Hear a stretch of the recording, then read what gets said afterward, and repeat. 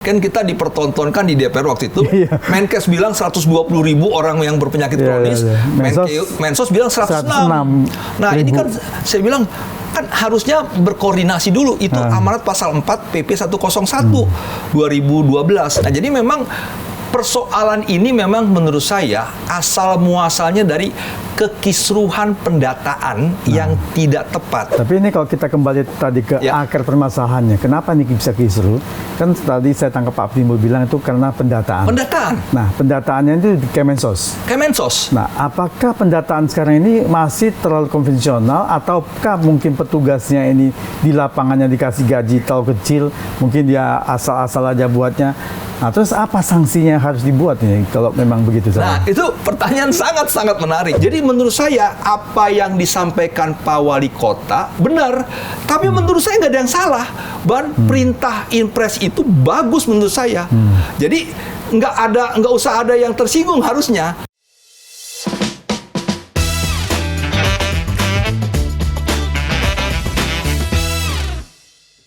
Selamat datang di SR-On, edisi Sharing Discussion bersama saya Di Wijaya.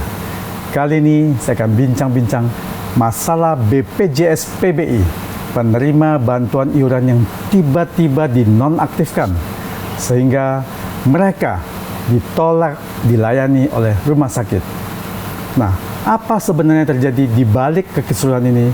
Untuk itu langsung saja kita ngobrol dengan Bapak Timbul Siregar, SSI SHMM. Koordinator Advokasi BPJS Watch. Selamat sore Pak Timbul, apa kabarnya? Sehat ya? Sehat. Wah, makasih udah datang ke podcast tempat kami. Terima kasih udah diundang juga. Ya, terima kasih. Ini yang luar biasa, ini kan tiba-tiba aja kaget nih. Kenapa orang udah sakit gagal ginjal, yang sudah rutin berobat ke rumah sakit, tiba-tiba datang lagi, suntik jarum udah masuk, dibilang ini mesti bayar sendiri. Wah, ini kan kaget nih. Ini kira-kira sampai begitu kisruh itu apa latar belakangnya sebenarnya masalahnya? Jadi memang begini, Pak Edi, bahwa pemerintah memang diberikan kewenangan khususnya Mensos untuk melakukan pemutahiran data, melakukan cleansing data penerima bantuan iuran yang memang masih ada orang yang mampu mendapatkan PBI JKN itu. Yang penerima 6-10 itu ya? Penerima bantuan iuran di program Jaminan Kesehatan Nasional yang iurannya dibayar oleh pemerintah sebesar 42.000 per orang per bulan. Yang berhak harusnya adalah orang miskin dan tidak mampu yang diwakili oleh desil 1 sampai 5. Desil 6 sampai 10 itu tidak berhak. Nah, jadi memang proses pemutahiran data ini proses yang tiap tahun terjadi.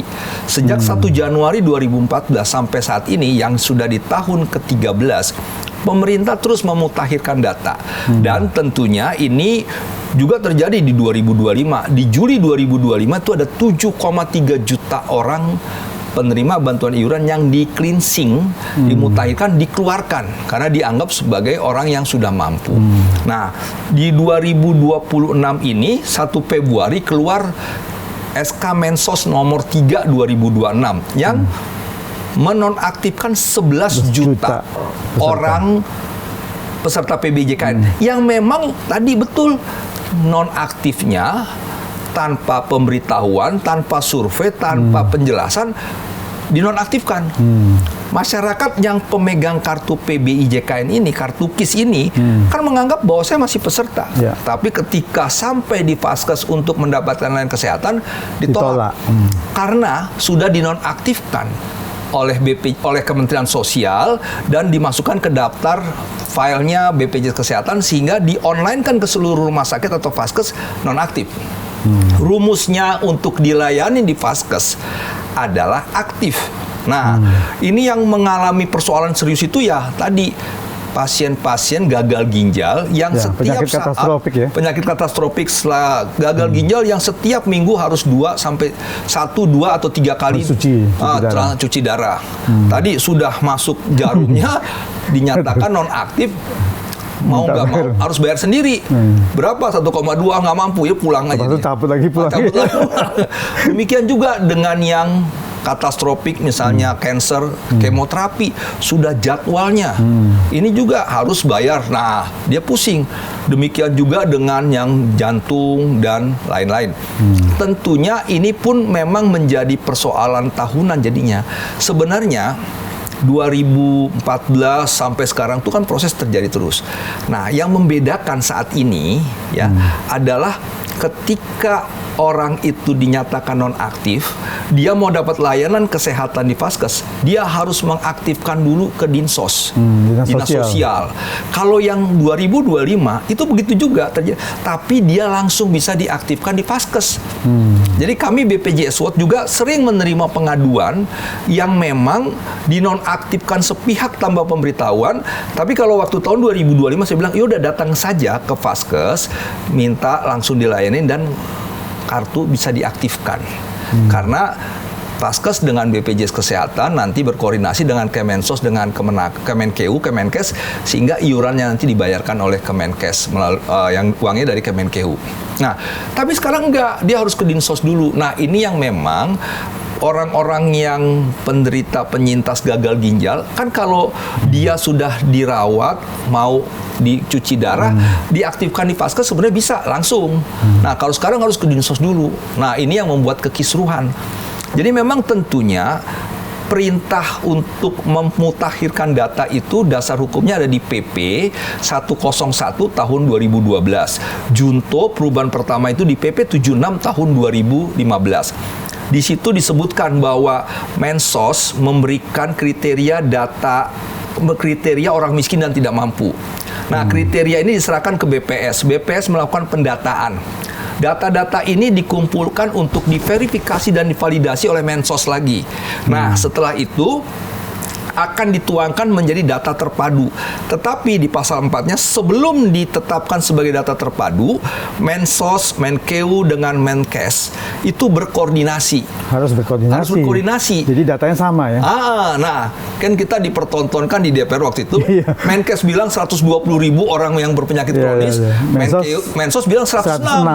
Nah, ini kan saya bilang kan harusnya berkoordinasi dulu. Itu amanat pasal 4 PP 101 2012. Nah, tapi mungkin karena tidak berkoordinasi maka data pun tidak tepat antara kedua lembaga ini. Nah, tentunya ini yang nanti setelah berkoordinasi, oke, sepakat ya, ini data terpadu ditandatangani.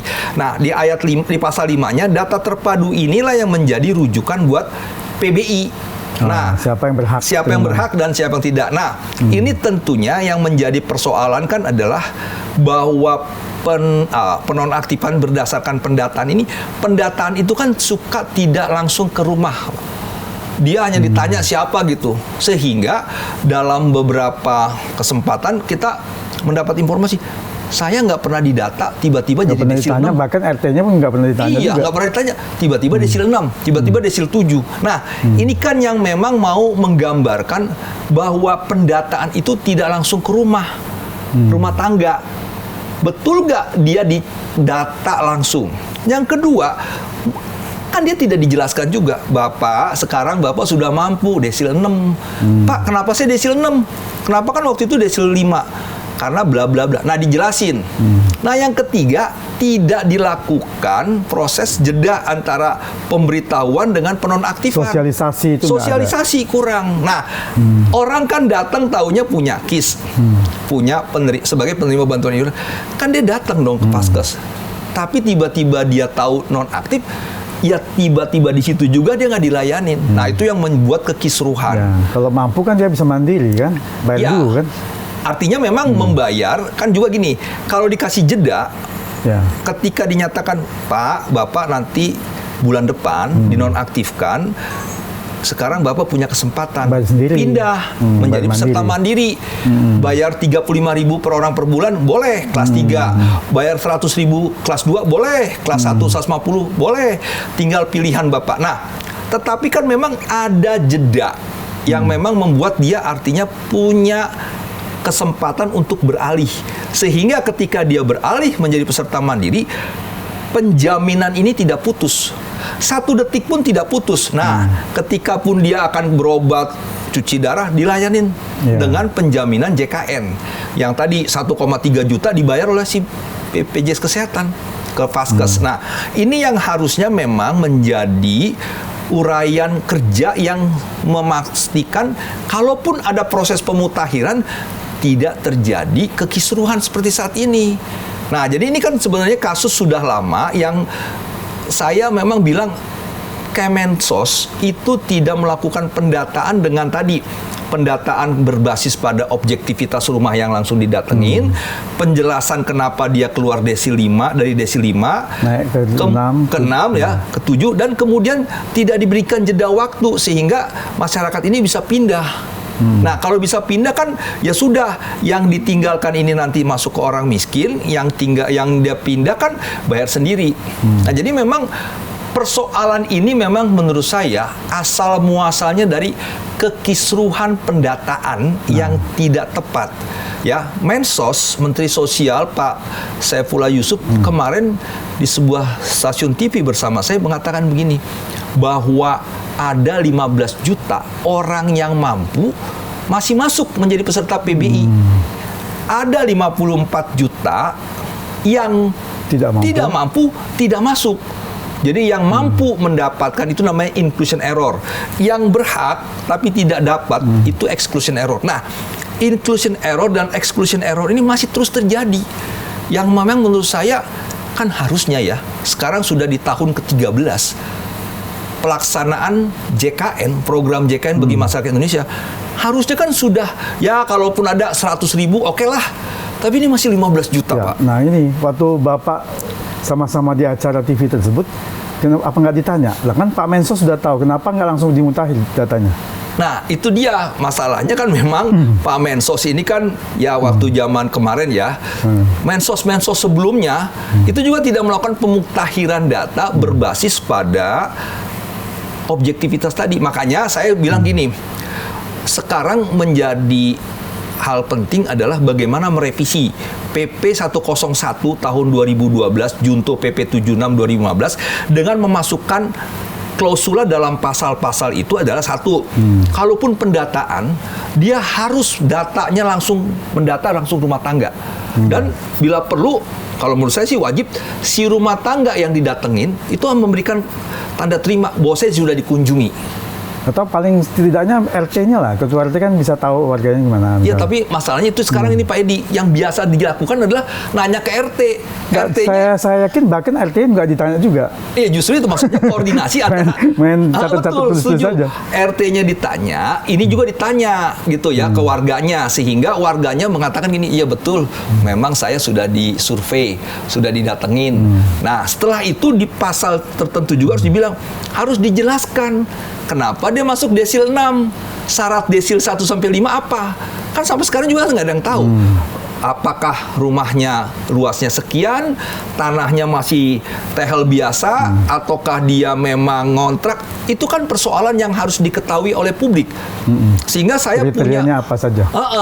Kriterianya apa saja? Nah, ini yang harus dijelaskan. Sehingga syaratnya masuk desil 1 itu syaratnya apa, sampai 5 apa, 6 itu apa. Nah, setelah dijelaskan, baru diberitahu, Pak, nanti bulan depan dinonaktifkan ya. Nah, diedukasi, Bapak bisa pindah ke Mandiri karena Bapak sudah mampu.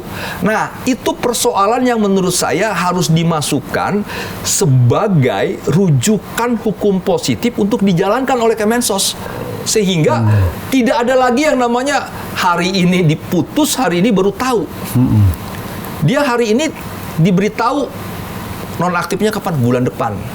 Nah, ini kan persoalan yang memang klasik yang selalu kami ya dari pemerhati jaminan sosial mengatakan ini kasus pemutahiran data itu punya residu, punya persoalan lanjutan karena tidak dilakukan sosialisasi pendataan yang objektif, penjelasan dan sosialisasi untuk penonaktifan. Nah, ini yang menurut saya harus dari sisi revisi regulasi hukum positifnya. Nah, berikutnya memang tentunya sekarang kan adalah bagaimana mengatasi yang 11 juta. Yang 1 Februari 2026 kan dinonaktifkan, Pak. Yang setelah DPR dan pemerintah sepakat ada kesimpulan 3 bulan itu, Ya, ditalangin 3 bulan. 3 bulan kan juga sebenarnya nggak jelas. Yang diaktifkan 3 bulan itu yang 11 juta kah atau yang penyakit kronis? Nah, Mensos mengeluarkan surat keputusan nomor 24 tahun 2026 yang mengatakan 106.153 orang. Itu yang penyakit kronis. Jadi ini otomatis.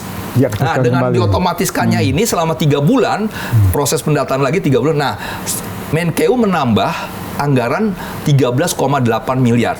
Ya, untuk yang aktif ini. 3 bulan tuh. 3 bulan ya. Jadi 42.000 kali 106.153 orang kali 3 bulan. Ya. Itu 13, sekian miliar. Nah, tapi kalau yang 11 juta diaktifkan semua, 11 juta kali 42.000 kali 3 bulan itu 1,3 triliun.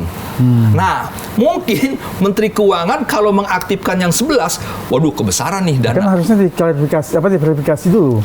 Kan masih banyak orang mampu di situ kan nggak perlu diaktifkan. Nah, artinya memang itu yang tadi artinya gini. Constraint kendala ke anggaran ini ya. Kalau kan tuntutan masyarakat 11 juta diaktifkan semua. Ya, tapi pemerintah bilang ini ketinggian anggarannya. Nah, tapi jangan juga yang 106. Makanya waktu itu kita memberikan solusi jangka pendek. Saya bilang begini, harusnya yang 11 juta oke, yang sehat nggak aktif. Kalau dia mau aktif datang ke Dinsos boleh. Cuma yang dari 11 juta dikurangin 106.000 ini, kalau dia membutuhkan layanan kesehatan langsung datang ke Vaskes, aktivasinya di Vaskes. Harus tepat. Langsung dilayani. Harus bisa. Jadi Pak Edi di tanggal 9, 10, 11 ya, 9 kan rapat DPR. Tanggal 11, 2 hari setelah itu saya dapat kasus. Ada anak sakit, bapaknya membawa ke puskesmas. Dia sebelumnya desil 2. Terus dinyatakan desil 6. Nah, saya bilang udah bawa aja surat Menkes. Jadi Menkes juga ngeluarin surat. Kalau Mensos menyebut 106 langsung diaktifkan. Kalau Menkes, Dirjen Pelayanan Kesehatan Lanjutan itu mengatakan gini, setiap rumah sakit dilarang menolak pasien sakit yang dinonaktifkan. Saya bilang ini tidak akan mampu menjawab solusi itu. Kenapa? Rumah sakit atau FKT, Fasilitas Kesehatan Tingkat Pertama seperti puskesmas, ceritanya adalah kalau aktif dilayani. Jadi kalau non aktif nggak bisa dilayani. Itu rumusnya. Kalau dia melayani nggak dibayar BPJS Kesehatan, siapa yang bayar? Nanti potensi si rumah sakit atau si Vaskes bertengkar nih dengan pasien. Atau kalau dilayanin, maka akan meningkatkan dispute claim atau pending claim antara rumah sakit dengan BPJS Kesehatan. Rugi dong rumah sakit. Nah, makanya itu saya bilang normatifnya nggak bisa. Karena rumah sakit juga butuh kepastian hukum. Siapa yang membayar?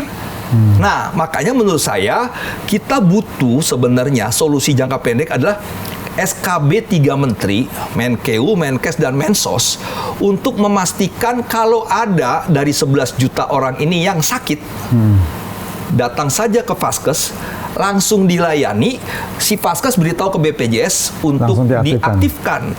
Dan BPJS Kesehatan bicara untuk pembayaran iurannya. Nah, artinya ini terjadi di 2025, Pak Edi. Jadi kenapa 2025 penonaktifkan tidak kisruh seperti ini? Kalau Mensos bilang sebanyak 13 juta orang dinonaktifkan, Pak, di 2025, sepanjang 2025. Kalau yang muncul kan 7,3 juta di bulan Juli, ya, 2025. Tapi setelah itu ada penonaktifan yang memang tidak terlalu banyak ya. Nah, total 13. Kenapa nggak kisruh?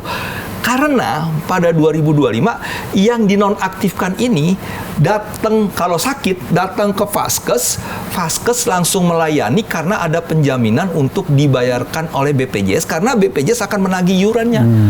Nah, menurut saya sebenarnya solusi jangka pendeknya dari yang 11 juta ini tidak semuanya diaktifkan karena biaya 1,3 triliun. Lebih baik yang sakit saja yang diaktifkan. Kalau yang 106 kan penyakit kronis pasti. Nah, misalnya sekarang sehat, dia dinonaktifkan. Kan nggak bisa kita bilang, wah 3 bulan Anda akan sehat. Nggak bisa. Lusa pun bisa sakit. Minggu depan pun bisa gagal ginjal. Nah, cuma kalau dia mengalami sakit, langsung saja ke Vaskes dilayani, tidak ditolak, tidak disuruh ke Dinsos dulu, nggak usah. Ya kelamaan, orang udah sakit, apalagi emergency. Nah, oleh sebab itu menurut saya, kalaupun ya dari selama 3 bulan itu, dari 11 juta ini yang sakit 10 kali lipat daripada yang diaktifkan langsung, yang 100 sejuta lebih ya, sejuta kali 42.000 kali 3 bulan, itu kan baru hanya 50 miliar, 100 miliar lah, jauh di bawah 1,3 triliun. Artinya dari sisi keuangan negara bisa aman, dari sisi layanan yang utama ada keselamatan pasien. Ya. Ada keadilan buat masyarakat miskin. Ada kepastian hukum buat siapa? Si Vaskes. Vaskes akan dibayar. Kan gitu. Nah, BPJS juga ada kepastian dibayarkan iurannya si masyarakat ini. Nah, ini yang gotong royong iurannya nanti untuk membayar ke Vaskes. Jadi solusinya jangka pendeknya itu supaya jangan sampai masyarakat datang ditolak, mengancam nyawa, rumah sakit disuruh membiayai, nggak ada kepastian siapa yang membayar, ricu semua. Ya, tapi ini kalau kita kembali tadi ke akar permasalahannya, kenapa ini bisa kisruh? Kan tadi saya tangkap Pak Timbul bilang itu karena pendataan. Nah, pendataannya itu di Kemensos. Nah, apakah pendataan sekarang ini masih terlalu konvensional, ataukah mungkin petugasnya ini di lapangannya dikasih gaji terlalu kecil, mungkin dia asal-asal aja buatnya? Nah, terus apa sanksinya yang harus dibuat nih kalau memang begitu saja? Nah, itu pertanyaan sangat-sangat menarik. Artinya memang tadi kewenangan melakukan pemutakhiran data itu memang Kemensos, Kementerian Sosial. Rujukannya PP 101/2012 junto PP 76/2015. Nah, tetapi kan dalam proses pelaksanaannya itu yang tadi tidak tepat dalam proses pendataan, sehingga data yang diberikan kepada Kemensos yang akan diverifikasi dan divalidasi itu bias. Yang tadi sampai hari ini pun masih ada 15 juta orang mampu mendapatkan PBJKN. Ada 54 juta yang tidak mampu, tidak dapat. Itu diakui oleh Mensos. Nah, ini kan mau kita katakan pendataannya tidak tepat. Sehingga masih ada inclusion error dan exclusion error yang 15 juta kali 42.000 kali setahun. Itu kan bisa dibilang korupsi uang negara. Jadi pendataan yang salah dilakukan oleh petugas itu kan menyebabkan kerugian negara. Nah, sanksinya apa? Sampai sekarang kan paling hanya mutasi dan sebagainya. Nah, ini harusnya kalau menurut saya pancingan pertanyaan dari Pak Edi itu penting. Pemerintah harus menetapkan juga sanksinya apa. Karena biar memastikan pendata ini bekerja dengan sangat serius. Nah, tentunya ini yang harus kita minta profesionalisme dia untuk memastikan jangan sampai orang yang didata itu salah. Dan jangan sampai orang miskin itu tidak terdata. Mohon maaf Pak Edi ya, tentunya kita baru beberapa waktu yang lalu disuguhi berita tragedi orang miskin, anak umur 10 tahun yang bunuh diri, di Kabupaten Ngada bunuh diri. Kelas 4 SD hanya minta pensil dan buku tulis, tidak bisa diberikan oleh si ibu karena kemiskinannya. Pertanyaannya, uang sedemikian banyak triliunan digelontorkan. Sebelumnya kan sebelum DTSN, sekarang data itu dikumpulkan di data tunggal sosial ekonomi nasional sesuai Inpres 4 tahun 2025. Sebelumnya itu ada 3 Pak Edi. Ada DTKS, data tunggal kesejahteraan sosial, Resosek, ada P3KE, pengentasan kemiskinan ekstrim. Digelontorkan uang banyak. Kenapa tidak bisa mendata si ibu dan si anak? Iya, padahal di Ngada ini kan bukan tempat 3T ini. Bukan 3T. Dan si ibu kan juga pergi beraktivitas. Si anaknya sekolah. Nah, kemudian kenapa ini tidak bisa mendata? Kalaupun mengenai ada Inpres 4 2025 yang menggabung 3 ini menjadi DTSN, data tunggal, kenapa tidak bisa juga mendata? Kan artinya uang triliunan yang dikeluarkan, masa mendata si ibu dan si anak aja nggak mampu. Nah, ini kan persoalan di pelaksananya. Yang memang tadi saya setuju untuk juga diberikan sebuah sanksi karena ketidakmampuan untuk mendata secara profesional bagaimana orang miskin itu didata. Ada nggak kemungkinan misalnya ya, dana sudah ada untuk mendata. Harusnya dana ini diberikan kepada petugas, digajilah petugas ini untuk mendata. Ya. Jangan-jangan petugas mendatanya juga fiktif, nggak ada. Jadi uangnya keluar, nggak ada data, tinggal tulis saja. Ya, ada nggak kemungkinan? Di negara kita mungkin saja, Pak. Apa sih yang nggak mungkin ya? Tetapi kan ini yang harus tadi, bahwa pelaksanaan pendataan juga harus lebih profesional, pelaksana juga harus diawasi. Nah, maksudnya apakah dari BPJS Watch ini nggak mendorong nih supaya aparat penegak hukum itu betul-betul masuk nih? Apa benar nggak dana yang dipakai untuk mendata apa tidak ini? Ya, itu yang tadi saya usulkan bahwa dari sisi regulasi harus direvisi dengan ditekankan pada kepastian untuk pendataan yang tadi datang ke rumah tangganya itu tidak sekedar udah ya, dia harus memberikan tanda tangan bahwa dia dikunjungin. Nggak, kalau itu masih mending karena memang ada yang datang untuk mendata. Ya, misalnya gini kan Pak, misalnya si pendata, oh saya sudah mengunjungi 10 keluarga, tapi ketika dia tidak bisa memberikan bukti bahwa 10 keluarga ini datengin, itu berarti ada fiktif.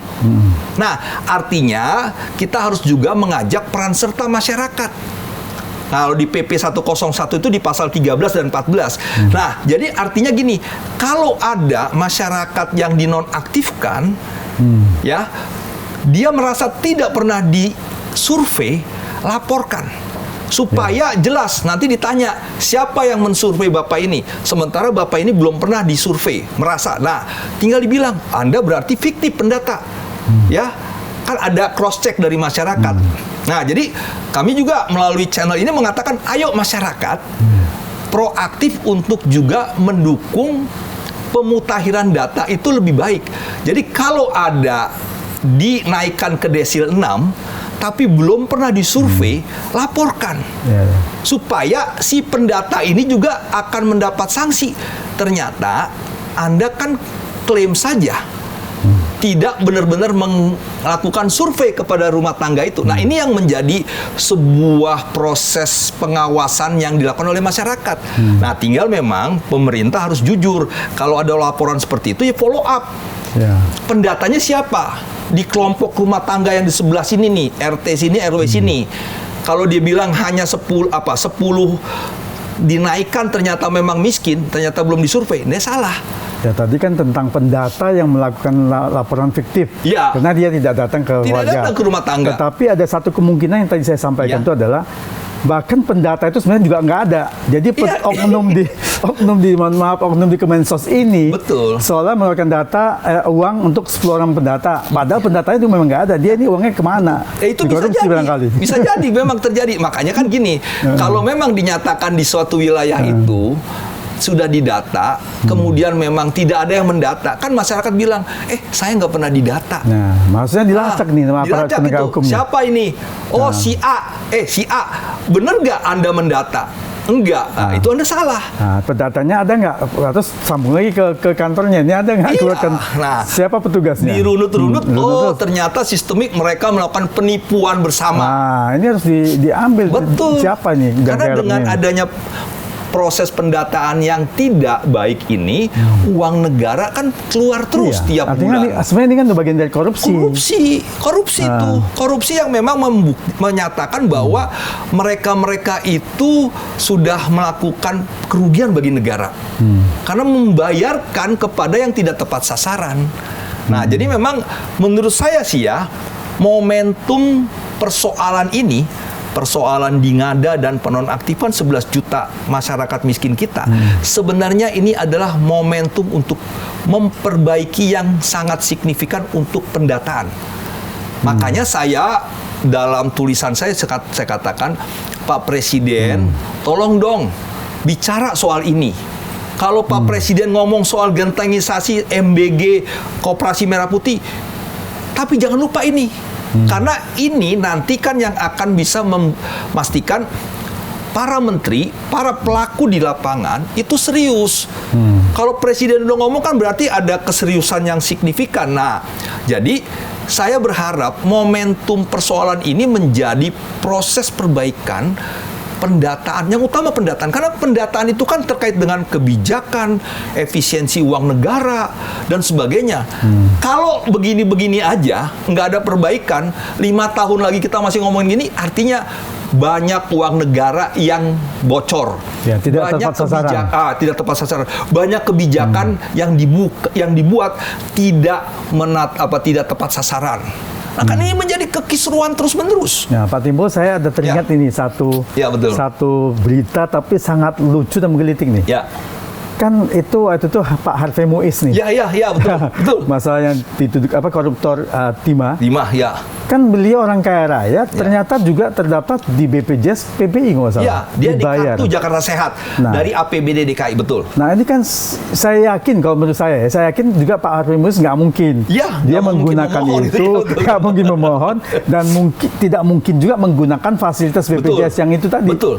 Nah, apakah ini memang, mohon maaf, hanya petugas di lapangan saja yang asal-asal nulis mendata, sehingga terjadi hal-hal seperti ini yang nggak perlu terjadi seharusnya? Ya, itu yang kalau sejak lama sudah saya ingatkan ya, bahwa awal-awal JKN itu kan Pemda DKI itu kan obral kartu, Pak.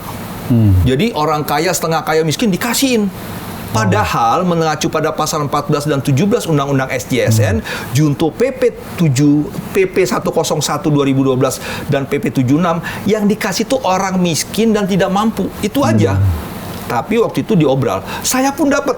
Saya pekerja penerima upah yang sudah bayar dari 4% pemberi kerja 1%. Tapi anak saya dan saya dikasih. Saya bilang, bukannya double kan, nggak bisa kan double apa? Waktu itu memang belum NIK, Pak. Belum. Nah, sekarang sudah NIK.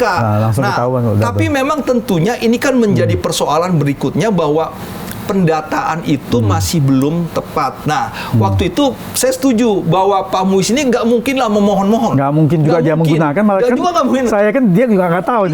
Nah, waktu itu kan kejadian, mau kita ingatkan, pemerintah DKI jangan obral lah, tolong seleksi bahwa masyarakat miskin ada juga yang belum masuk, kasihlah hak mereka untuk masuk. Nah, artinya kasus pendataan yang tidak tepat ini membuat juga kan APBD DKI tidak tepat sasaran bayarnya. Nah, jadi kembali bahwa ini masih terjadi di Pemda-Pemda lain, ya.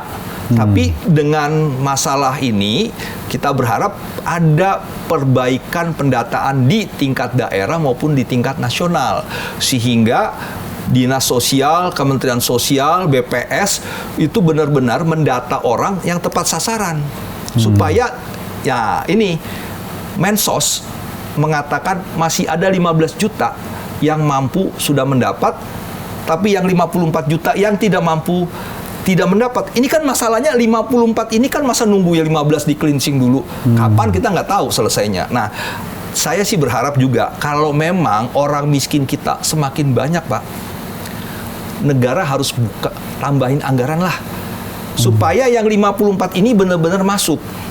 Karena kapan mereka sakit kan nggak ada kalendernya. Ya, cuma tadi pikiran saya ingin bertanya nih. Ya. Kan Mensos sudah mendata 15 juta orang itu ternyata mampu. Ya. Tapi masuk ke PBI. Ya. Kalau sudah mendata atau 15 juta kan artinya sudah melakukan verifikasi, sehingga tahulah 15 juta. Kenapa nggak langsung aja dihapus seketika atau bagaimana? Kenapa harus pakai butuh waktu mau 1 tahun atau berapa bulan, ngapain lagi? Artinya kan berarti udah verifikasi baru tahu dia itu orang yang mampu kan? Iya, justru itu. Itu pertanyaan yang menurut saya harus didengar oleh Mensos, bahwa kita butuh ketegasan dari Pak Mensos bahwa memang kalau ada dugaan sudah diketahui, segerakan. Kan artinya pasti udah verifikasi, baru tahu namanya. Iya, kan? Betul. Kan artinya dibilang 15 juta kan bukan asumsi. Iya, kan dia kan sudah mengatakan ada 15 juta yang mampu, ya eksekusi segera. Iya, benar. Nah, artinya tadi prosesnya benar, diberitahu juga supaya yang mampu ini punya jadwal 1 bulan ya untuk pindah. Jangan juga dia tiba-tiba ya, karena sakit ginjal itu bisa membuat orang juga jadi miskin ya. Kalau istilah kita tuh, jaminan kesehatan itu kan mendorong masyarakat itu untuk tidak sadikin dan jamilah, Pak Edi. Apa itu? Sadikin, sakit sedikit, miskin. Terus jamilah? Jatuh miskin lagi. Jadi dia itu udah punya uang tabungan, karena nggak dijamin JKN, karena penertiban bayar cuci darah, Pak, 1,3. Tabungannya dibayar untuk membayarkan itu kan jatuh miskin dia. Ya, tapi saya yakin yang 15 juta tadi orang yang mampu tapi diberikan PBI itu pasti bukan orang yang sakit kronis juga, nggak mungkin segitu banyak orang sakit kronis. Betul. 15 makanya juta itu kan, loh. Betul. Makanya itu saya bilang butuh ketegasan dari pemerintah dalam hal ini Kemensos. Nah, itu kan yang 15 juta harus segera dieksekusi. Nah, sekarang 54 nih. Kan kalau 15 dibandingkan ke 54, berarti kan ada 39 juta lagi. Nah, bagaimana 39 juta ini masuk? Kan butuh iuran. Tambahan lagi dong anggaran Kemenq. Nah, kalau sekarang kan pemerintah mengalokasikan 96,8 juta di setiap tahun untuk masyarakat miskin yang dibiayain APBN. Nah, 96,8 juta itu kalau dikali 42.000 dikali 12 bulan satu takvim itu adalah 48,7 triliun. Nah, tentunya dengan masyarakat yang masih banyak belum masuk ini, menurut saya harus ada konsekuensi ditambah iurannya. Nah, di APBN 2026 dengan penetapan Undang-Undang 17 tahun 2025 tentang APBN 2025, sebenarnya pemerintah ngasih 20 triliun, Pak, untuk dicadangkan untuk JKN. Nah, kalau memang ada 54 ini yang belum, yang mungkin selisihnya nanti 39, menurut saya yang 20 ini bisa dipakai untuk menjamin mereka masuk. Supaya mereka itu benar-benar menjadi warga negara yang dijamin haknya karena miskin dan tidak mampu. Nah, proses cleansing dilakukan dengan tegas, dengan cepat dan segera. Nah, kalau memang uangnya nggak ada, menurut saya cadangan ini bisa dipakai. Cadangan ini digunakan kalau defisit, Pak. Kalau sesuai Undang-Undang 24 2011 tentang BPJS, kapan bantuan ini masuk? Kalau defisit. Defisit JKN itu terjadi 2014 sampai 2019. Nah, memang ada blessing 2020, ada COVID. Orang yang pergi ke rumah sakit sedikit. Kemudian di 2020 ada kenaikan iuran. Yang 23 menjadi 42. Itu juga menjadi penerimaan signifikan bagi BPJS, sehingga 2021 itu ada aset bersih yang menjadi tabungan si BPJS Kesehatan tuh sampai 56 triliun, Pak. Oh, cukup besar. 2022 juga dia rasio klaim di bawah 100%. Kalau rasio klaim di bawah 100%, iuran yang dibayarkan masih mampu. Ada surplus. Ada surplus. Nah, tapi di 2023 dan 2024 terjadi rasio klaim di atas 100%, Pak. 106%. Setiap tahun tuh 2023 106, 2024 106. Artinya pembiayaan ini melebihi iuran. Nah, itu yang mengambil aset bersih. Sekarang aset bersih terus menurun, Pak. 2025 pun rasio klaim di atas 100%, sekitar 111 sampai 113%. Ini masih tunggu laporan ya. Nah, artinya aset bersih yang ada ini, tabungan ini terus tergerus. Nah, diprediksi 2026 akhir tinggal 3 triliun katanya. Di akhir ya. Artinya 2027 defisit total itu. Tapi ada nggak misalnya BPJS itu ya punya satu kontrol yang membatasi supaya rumah sakit itu juga barangkali bisa nggak terjadi penyimpangan, mungkin pasien yang masuk tapi klaimnya bisa berlebihan ataukah memang tidak perlu yang segitu besar tapi diklaim segitu besar, atau ada angka tertentu jadi standarnya? Ya, jadi di Undang-Undang SJSN kan juga BPJS melakukan kendali mutu dan kendali biaya. Kendali biaya ini kan kaitan dengan fraud nanti, Pak. Dan fraud itu banyak terjadi juga, Pak. Oknum-oknum rumah sakit modus tidak mereka seluruhnya. Itu umumnya seperti apa? Nah, yang banyak itu rate admisi. Rate admisi itu kalau Pak Edi sempat dengar, apa betul dirawat di rumah sakit terus itu 3 hari? Masuk lagi. Nggak ada aturannya. Nggak ada. Tapi kecenderungannya dipulangin. Suruh rawat jalan, setelah itu masuk lagi. Yang pulang bisa klaim, kan gitu. Maksudnya rumah sakit setelah pasien pulang kan klaim. Rawat jalan, masuk lagi, muncul tagihan baru. Klaim lagi. Apa nggak ada pembatasan oleh BPJS? Ini harusnya satuannya standarnya. Kalau memang indikasi kan medisnya sakit, ya harus dijalanin. Cuma kan masalahnya, ketika dia belum sembuh, disuruh pulang itu fraud. Yang tadi, motifnya apa? Supaya dirawat inap lagi. Masuk lagi, dapat lagi tagihan baru. Nah, harusnya kan sembuh dulu. Secara medis sembuh lah. Apa indikasi medisnya sudah teratasi, artinya dia bisa layak untuk pulang gitu ya. Tapi kan kebanyakan juga disuruh pulang motifnya untuk masuk lagi. Yang lebih parah itu namanya fraud phantom billing, Pak. nggak ada pasien diklaim ada. Nah itu pidana itu harusnya. Ada rumah sakit yang melakukan itu? Banyak Pak. Dan sekarang juga saya lagi nanganin kasus-kasus gitu. Biasanya rumah sakit yang fraud begitu disuruh suruh balikin, dan kalau yang swasta diputus kerjasama, tidak dilanjutkan istilahnya. Harusnya pidana. Nah, kalau diputus kerjasama tidak dilanjutkan, yang korban tuh ya pasien, karena pasien biasanya ke situ nggak bisa lagi. Kalau diputus kerjasama tidak dilanjutkan, tidak bisa menerima pasien JKN. Satu, pasien akan cari rumah sakit lain yang agak jauh. Apalagi misalnya gagal ginjal, tapi kalau BPJS sudah bantulah. Kalau rumah sakit ini, yang swasta ini diputus, dia nggak bisa melayani pasien JKN, yang pasien-pasien ginjal ini dicariin rumah sakit memang. Tapi itu juga kan akan mempengaruhi proses jalannya agak jauh. Nah, pasien akan korban kalau diputus kerjasama. Yang kedua, karyawan juga kan akan terganggu karena cash flow rumah sakit terganggu karena mereka tidak bisa menerima pasien JKN. 95% pasien di Indonesia sekarang pasien JKN, Pak. Artinya apa? Menggunakan pembiayaan JKN. Kalau rumah sakit swasta tidak bekerja sama, dia hanya menerima pasien umum. Berapa sih pasien umum? Nah, ini artinya kalau diputus kerjasama mengganggu cash flow-nya rumah sakit. Yang saya setuju banget Bapak, kalaupun ada fraud, yang dicari tuh oknumnya siapa? Iya, rumah sakitnya apa? Pidanain deh boleh, tapi tidak mengganggu rumah sakit secara keseluruhan. Betul. Kan rumah sakit yang lain kan juga nggak ada kesepakatan, yuk kita curang, kan nggak ada. Nah, ini paling ada oknum-oknum. Nah, makanya kita mendorong supaya kalaupun ada fraud, itu bisa diatasi dengan tadi dicari oknumnya, yang supaya rumah sakit itu siapa? Supaya rumah sakit tetap bekerja sama, pasien tidak susah, karyawan tetap kerja, pendapatannya juga, cash flow-nya juga terjamin. Nah, ini kan persoalan sekarang masih disanksi dengan putus kerjasama. Terlalu ringan ya. Ya, artinya banyak yang menjadi persoalan juga. Dan tadi tidak bisa memastikan oknumnya siapa gitu. Oke. Satu lagi ya, kan ini BPJS ini adalah diwajibkan kepada seluruh warga negara Indonesia. Artinya kan sudah 100% nih. Harusnya yang ke rumah sakit itu juga yang menggunakan itu harusnya juga hampir 100%. Mungkin orang yang kaya tertentu dia kurang percaya, dia mau ke Singapura, mau ke Malaysia atau kemanapun dia berobat, itu kan hanya segelintir orang, sekian persen saja.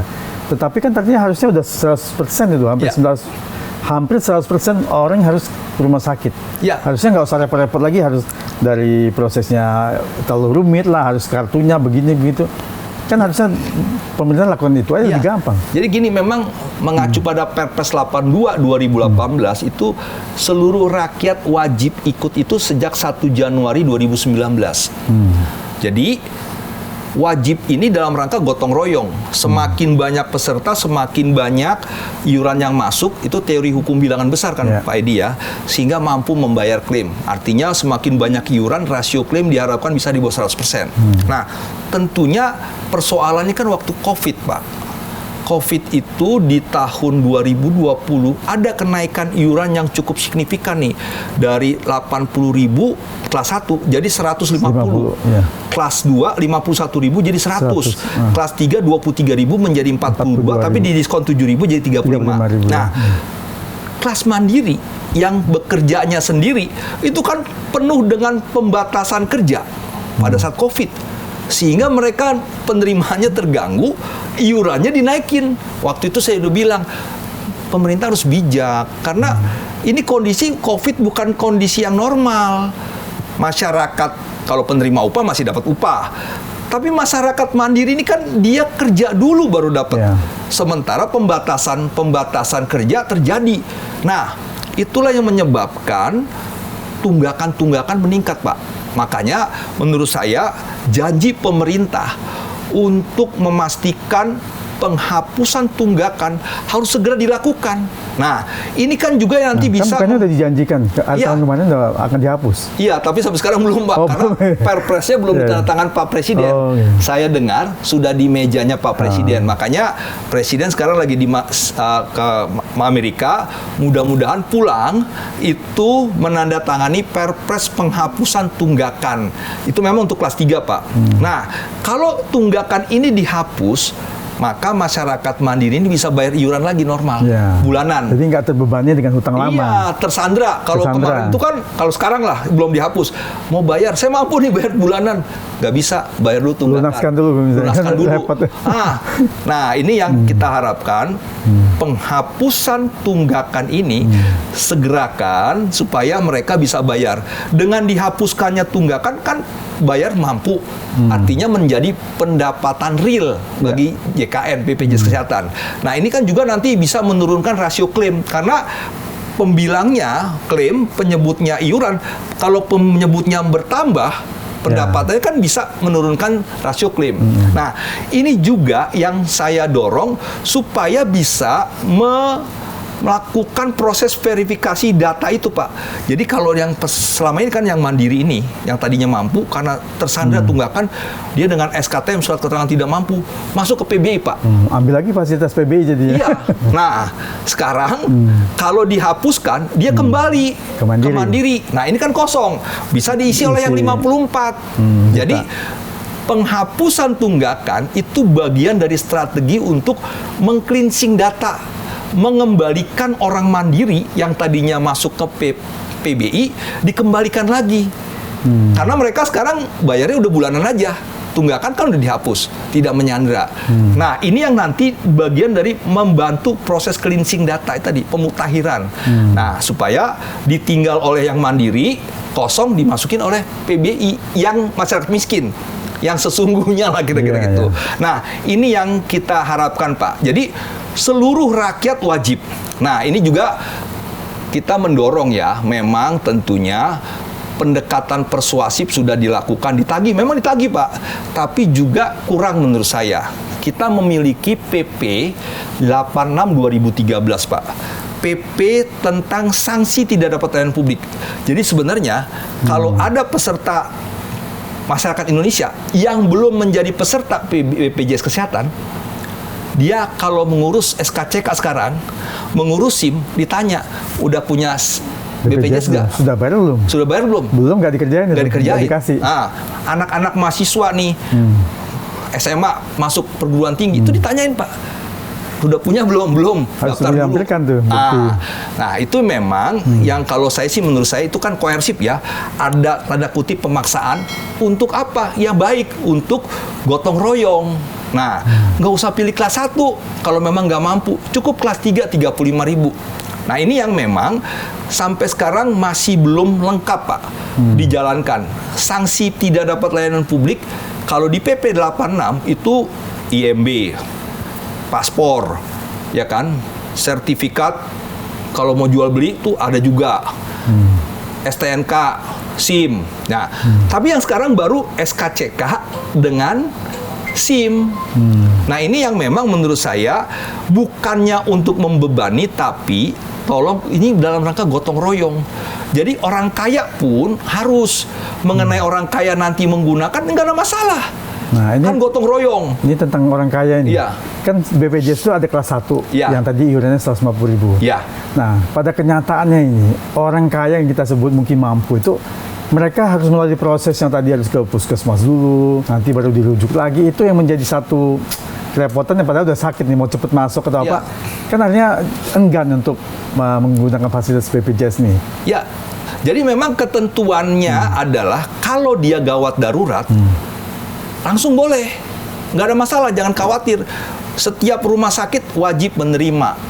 Nah, tetapi misalnya cuma pilek, batuk-batuk, itu harus ke vaskes tingkat 1. Bisa klinik, bisa puskesmas, bisa dokter keluarga, tergantung dia terdaftar di mana. Nah, memang ceritanya, rumusnya, puskesmas, klinik, dan dokter keluarga itu menangani non-spesialistik, Pak. Yang lebih ringan, penyakit umum lah. Yang ada 144 diagnosa penyakit. Nah, tetapi kalau sudah membutuhkan spesialistik, dia harus ke rumah sakit. Nah, jadi memang kalau semuanya langsung pilek aja langsung ke rumah sakit, saya khawatir rumah sakitnya penuh, Pak. Nah, buktinya enggak. Sebenarnya kalau logika Ya. kan yang sakit juga nanti yang kaya meskipun dia bayar sendiri kan dia ke rumah sakit juga. Iya. Yang nggak penuh juga artinya bisa dilayani juga. Iya. Seharusnya kalau udah dibayar oleh semua warga negara itu 100% ikut mengikuti pembayaran iuran BPJS kelas 1 langsung aja masuk rumah sakit harusnya dilayani saja kan orang sama aja kok. Iya, itu memang betul. Tapi kalau hanya baru batuk, pilek yang memang bisa diatasi oleh FKTP, fasilitas kesehatan tingkat pertama. Cuma masalahnya mereka tidak percaya di puskesmas. Itu kan masalahnya kan iya. itu. Nah, itu memang ada persoalan lagi ya, bahwa kita punya Undang-Undang 17 tahun 2023 tentang kesehatan. Pemerintah menjanjikan di Undang-Undang Kesehatan itu 6 pilar transformasi layanan kesehatan. Pertama, layanan primer yang puskesmas, klinik. Nah, ini memang lebih ditekankan pada preventif, Pak, promotif, sehingga diharapkan menurunkan tingkat kuratif. Kenapa rasio klaimnya tinggi? Karena banyak sekali kuratif-kuratifnya yang dibiayain. Kenapa? Preventif promotif kita kurang berhasil. Nah, ini yang memang menjadi arahan supaya ditingkatkan. Nah, kualitas puskesmas klinik juga ditingkatkan supaya ada yang sakit, pilek dan sebagainya itu bisa diatasi. Misalnya contoh antenatal care. Setiap ibu hamil itu harus menjalani yang namanya 6 kali antenatal care. Di 3 bulan pertama minimal 1 kali di USG. Di 3 bulan kedua minimal 2 kali. Di 3 bulan ketiga minimal 3 kali. Sehingga kondisi bayi, kondisi ibu itu benar-benar dipantau. Nah, persoalannya betul. Apa semua puskesmas sudah punya USG? Iya. Terus, apa sudah punya SDM-nya? Iya. Tentu juga. Makanya. Nah, makanya itu memang kita harus perbaiki FKTP, Pak. Jadi kalau FKTP ini ya harus diperbaiki supaya masyarakat kaya pun yakin gitu loh, oh saya memang di non spesialistiknya ditangani di sini, supaya kalau memang nanti sembuh ya sembuh, kalau memang nggak sembuh ya lari ke puskesmas ke rumah sakit dirujuk. Ya ada Permenkes 16 tahun 2024 rujukan yang berbasis kompetensi. Jadi nggak usah lagi dari puskesmas ke tipe C, tipe C, tipe B, tipe B, tipe A. Iya, kalau rumah sakit itu memang yang bisa cipto langsung. Nggak usah lagi. Nah, ini kan juga untuk mengendalikan biaya. Kalau yang sebelum-sebelumnya kan puskesmas tipe C, datang ke situ diperiksa, nggak mampu, ke tipe B, di situ bayar. Tipe B periksa, nggak mampu, rujuk lagi, bayar lagi.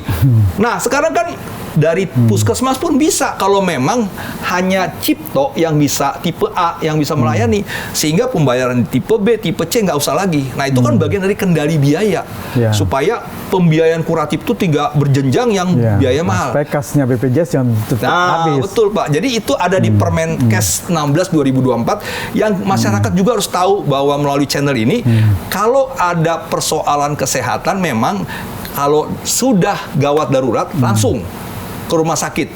Nah, tapi kalau hanya batuk, pilek yang biasa-biasa, masih indikasi awal-awal, datanglah ke FKTP. Kalau memang mereka bilang, ini ada gejala katastrofik yang bernama cancer, maka dia langsung rujuk ke rumah sakit. Nah, rumah sakit mendapatkan, ini dapat rujukan. Ya, berarti sudah dicoba, tapi dia nggak mampu. Maka butuh spesialistik, subspesialistik, datangnya ke rumah sakit. Nah, itu yang memang dilakukan untuk seluruh rakyat. Mau kaya, mau miskin, setengah kaya, setengah miskin. Supaya gotong royong ini bisa lebih dari 200 triliun, Pak, pembiayaan, Pak. Ya. Jadi memang semakin banyak kasus-kasus katastrofik ini. Katastrofik itu kan gaya hidup, Pak. Ngeteh, ngopi, gulanya 3 kali 1 hari, gulanya 3 gula sendok makan. Dia manisnya di sini, Pak. Di dalamnya berantakan. Nah, jadi memang preventif itu pencegahan tadi. Makanya edukasi, kalaupun ngopi ya usahakan jangan pakai gula. Ya, sewajarnya lah. Sewajarnya atau itu cek kesehatan, olahraga kan seperti itu. Nah, jadi memang itu yang didorong pemerintah terus. Ini Pak Timbul ada lagi satu yang menarik ya. Kan sempat wali kota Denpasar pada saat itu mengatakan ini instruksi presiden untuk penghapusan PBI yang 11 juta itu. Karena di Denpasar itu, di kota Denpasar terimbas 24.401 peserta BPJS yang dinonaktifkan. Nah, akhirnya beberapa hari kemudian kan wali kotanya mengklarifikasi. Ya. Artinya ini bukan maksudnya itu. Tapi yang tentang Impres nomor 4 2025 ini sebenarnya isinya apa dan apa memang ada minta supaya yang PBI dihapus bagaimana? Ya, jadi memang tentunya apa yang disampaikan Pak Wali Kota menurut saya benar bahwa instruksi Presiden 4 tahun 2025 tentang data tunggal sosial ekonomi nasional kan ada 18 kementerian lembaga yang diinstruksikan. Salah satunya Mensos. Mensos itu kan memverifikasi, memvalidasi artinya memutakhirkan data PBI. Yang kelas yang desil 6 10 itu artinya minta dihapus gitu kan? Iya, jadi PBI yang sudah masuk desil 6 dan 7 dan sampai 10 dikeluarkan. Jadi menurut saya apa yang disampaikan Pak Wali Kota benar, tapi menurut saya nggak ada yang salah. Perintah Impres itu bagus menurut saya. Jadi nggak usah ada yang tersinggung harusnya bahwa disampaikan oleh Pak Wali Kota itu adalah instruksi Presiden, betul, karena melalui Impres 4 2025 yang salah satunya rujukannya adalah untuk memutakhirkan data PBI yang oleh Mensos 11 juta dinonaktifkan. Nah, walaupun persoalannya kan pendataannya, tapi instruksinya udah betul. Nah, tinggal sekarang memang Wali Kota menurut saya mengambil langkah yang sangat tepat, yaitu mengambil alih pembiayaan yang 11 juta di daerah mereka. Yang 24.401. 24.401 ini yang dinonaktifkan dari yang 11 juta itu ditampung di PBPU daerahnya. APBD-nya yang bayarin. Dan kami berharap Pemda-Pemda begitu. Supaya apa? Jangan sampai 11 juta nggak dibayarin oleh APBN, PBPU daerahnya, APBD nggak, terkatung-katung tuh. Nah, tentunya memang itu tergantung fiskal daerah masing-masing. Ya, kemampuan masing-masing. Nah, ini juga kaitannya gini, Pak Edi. Di 2026 ini, kalau kita baca Undang-Undang APBN 2026, 17 tahun 2025, Undang-Undang 17, transfer ke daerah itu kan dikurangin 2 triliun. 2025 itu jatahnya 919 triliun. Di 2026 hanya 692. Ada 200 triliun lebih. Ketika transfer ke daerah berkurang, fiskal daerah kan sulit bagaimana membayar. Itu contoh di Pali, Pak. Kabupaten Pali ada 40.000 yang dinonaktifkan per 1 Januari 2026. Karena kabupaten kurang mendapatkan transfer ke daerah dari pusat, kemampuan untuk membayarnya berkurang. Akhirnya diturunkan. Masyarakat akhirnya protes, demo. Pak Bupati bagaimana caranya mengaktifkan lagi. Nah, artinya memang sekarang daerah agak sulit nih. Satu sisi dinonaktifkan dari APBN, di satu sisi transfer ke daerah dikurangin. Nah, Wali Kota Denpasar ini menurut saya contoh yang sangat baik. Dia mengambil alih tanggung jawab APBN menjadi tanggung jawab APBD Denpasar. Nah, sekarang Jakarta, harusnya Jakarta juga bisa. Tapi kan tentunya melihat kemampuan daerah masing-masing. Fiskal daerah, betul, fiskal daerah. Kalau Denpasar kan memang wisatanya turisnya banyak. PAD-nya bagus lah. PAD-nya bagus. Kalau Jakarta juga bagus ya. Tapi daerah-daerah lain memang seperti NTT kan juga APBD-nya tidak terlalu kuat ya. Nah, kalau Kalimantan Timur, Jakarta, daerah-daerah itu kan cukup lah. Nah, cuman masalahnya kan gini, ya pemerintah kalau begitu tolonglah transfer ke daerahnya jangan dikurangin. Dikembalikanlah supaya memperkuat fiskal daerah untuk lagi membayar PBPU daerah yang dari pusat dinonaktifkan ditanggung sama mereka. Kalau sekarang kan diturunkan sehingga mau ditanggung tapi fiskal daerahnya susah. Jadi agak sulit memang daerah, tapi mudah-mudahan seluruh Pemda bisa mengatur anggarannya untuk memfokuskan kepada kesehatan. Karena kesehatan itu kan di Undang-Undang 23 2014 tentang pemerintahan daerah urusan pelayanan yang dasar. Memang konkuren itu artinya urusan pusat dan urusan daerah. Nah, tapi jangan juga dari pusat dikirim ke daerah terus, jadi daerah fiskalnya juga kurang kuat, ya akhirnya urusan pemerintah yang bersifat dasar ini jadi terabaikan gitu. Nah itu, jadi Pak Edi memang ini kita melalui forum kita ini adalah hal baik untuk bagaimana pemerintah memikirkan juga fiskal daerah supaya mereka bisa membantu pembiayaan iuran daerahnya. Kalau di pusat kan dibatasin 96,8. Nah, ini yang sekarang ditangani oleh daerah gitu. Jadi contoh wali kota Denpasar menurut saya baik ya. Dan mengenai instruksi itu nggak usah terlalu diseriusin lah. Jangan dianggap presiden salah memberikan instruksi, enggak. jangan. Presiden udah benar. Jadi karena DTSN itu bagus, instruksi itu bagus. Tinggal kan diturunkan dalam pelaksanaannya. Nah, pelaksanaannya ini yang harus tepat sasaran. Makanya itu, presiden sudah menginstruksikan dengan baik, tapi kalau di lapangannya masih punya masalah ya susah juga ke depan gitu. Ya, berarti lapangannya ini harus dikoreksi. Lapangannya kalau dalam teori hukum kan ada Lawrence Fishman bilang ini akan berjalan kalau substansi hukumnya baik, struktur hukumnya baik menjadi budaya hukum. Ya, persoalannya substansinya ada, tapi pelaksananya kalau main-main, struktur hukumnya main-main, ya nggak akan berarti. Hukum itu tidak berjalan dengan baik. Nah, makanya itu substansi hukum kalau memang kurang baik direvisi, diperbaiki. Jangan lupa nih yang paling utama, struktur hukum. Struktur hukum itu ya pelaksananya, pengawasan, penegakan hukum, bagaimana juga dengan pelaksanaannya. Ini supaya kalau ini baik ya bisa menjadi budaya hukum. Budaya yang memang rakyat Indonesia bilang, iya saya mampu, saya akan keluar walaupun saya dikasih PBI. Saya malu menerima. Nah, ini kembali lagi tadi saya sempat lupa nanya ini. Kan Bapak pernah terima ini. Akhirnya Bapak kembalikan apa Bapak pakai? Saya kembalikan karena saya melihat kok saya dikasih Pak RT. Saya nggak pernah mohon, saya dikasih sama anak saya. Saya sudah di sini. Wah, ini ada double pembayaran. Tapi saya harus mengingatkan pemerintah. Saya foto, saya kirim sebagai warning untuk tidak terjadi lagi. Tapi setelah itu saya kembalikan ke puskesmas. Nah, ini tadi karena belum sempat tanya nih. Jadi saya kembalikan berarti ini pemirsa SRON ini kita wajib mencontoh Pak Timbul Siregar ini. Kalau memang kita sudah mampu dapat itu PBI ya kita tolak lah. Kita kembalikan saja. Kembalikan pada orang yang tidak mampu supaya karena keterbatasan mereka bisa dilayani oleh PBI, JKN. Karena mereka adalah warga negara juga yang berhak atas jaminan sosial. Karena ketidakmampuan ya ini. Nah, jadi ke depan juga misalnya revisi terkait dengan PP 101 ini juga kalau menurut saya sih tentang kriteria orang miskin dan tidak mampu itu harus masuk kriteria indikasi medis, Pak. Jadi tidak hanya ekonomi, oh rumahnya baik, ininya. Tapi kalau dia penyintas gagal ginjal, dia punya tabungan juga kalau sendiri dia akan miskin lagi, Pak. Makanya mungkin dilihat, oh orang-orang penyakit kronis demi hukum otomatis menjadi peserta PBI, Pak. Karena mereka mendapatkan layanan terus, harus mendapatkan layanan. Kalau cuci darah ya terus-terusan, kecuali transplantasi ginjal ya. Nah, kalau mereka telat satu kali cuci darah, wah, keracunan.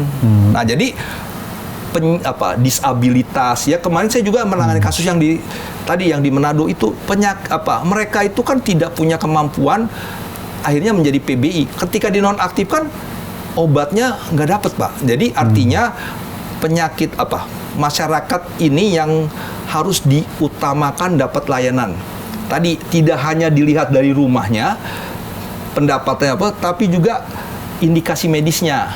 Oh, dia memang penyintas gagal ginjal misalnya, yang memang rutin. Ya, berarti kuncinya adalah di petugas lapangan yang mendatang memverifikasi ini harus lebih detail dan akurat. Jadi kalau dilihat, oh ibunya memang cuci darah, ya udah dimasukkan gitu, karena dia memang akan sangat butuh setiap saat, setiap minggu cuci darah. Ya, terima kasih banyak Pak Timbul Siregar. Terima kasih Pak Edi untuk atas waktunya yang sudah juga memberikan pencerahan supaya masyarakat kita jadi paham nih. Betul, terima kasih. Dan pemerintah juga jadi nanti tahu solusi yang seharusnya dilakukan apa yang lebih tepat. Betul, ya. Semoga ke depan perbaikan pemutakhiran data, kemudian masyarakat yang mampu tolonglah berikan hak ini untuk orang miskin. Bagi yang miskin, datanglah untuk menyatakan sebagai masyarakat miskin dan mendapatkan PBI JKN. Karena sakit kapan kita nggak tahu. Itu nggak ada kalendernya. Nah, tapi sedia payung sebelum hujan. Payung itu penjaminan JKN, sehingga ketika resiko datang, payung sudah siap sedia. Terima kasih Pak Edi untuk waktunya. Ya, terima kasih banyak nih. Terima kasih sudah berhadir. Hal yang sangat menarik. Ya, terima kasih.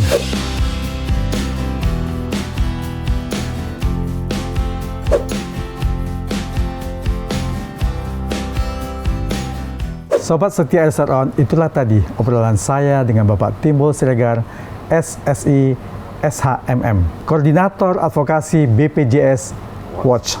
Semoga apa yang beliau jelaskan bisa memberikan pencerahan buat kita, buat masyarakat bisa memahami, dan juga buat pemerintah paham, dan juga bisa menjadikan satu solusi yang tepat untuk mengatasi masalah kekeriusan BPJS PB ini. Nantikan obrolan berikutnya yang tetap menarik bersama narasumber wow dan amazing, hanya di SRON, Edi Sharing Discussion, podcast yang kreatif, inovatif, dan informatif. Sampai jumpa.